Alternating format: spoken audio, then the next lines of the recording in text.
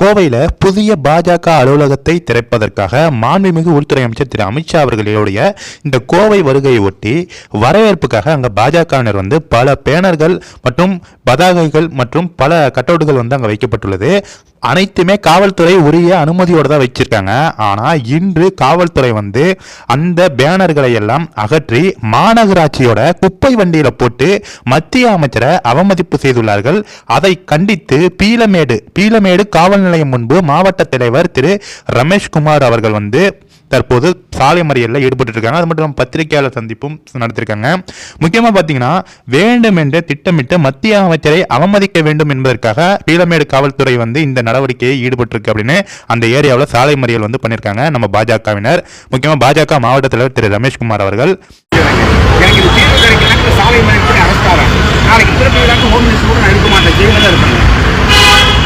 Police கேட்டாங்க government சொல்றாங்க அதனால என்னுடைய போராட்டம் கவர்மெண்ட்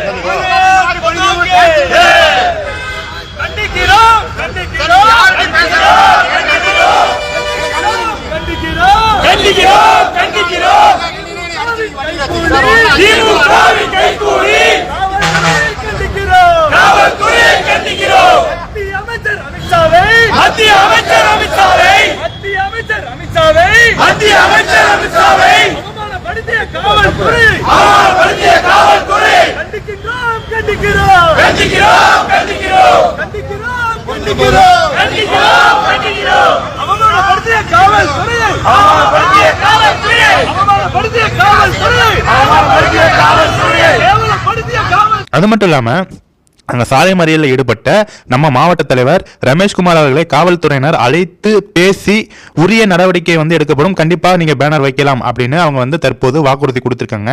இந்த நிலையில் இந்த போராட்டம், இந்த சாலை மறியலை தற்போது வந்து சாலை மறியல் போராட்டத்தை தற்காலிகமாக தற்போது நிறுத்தி வைக்கப்பட்டிருக்கு.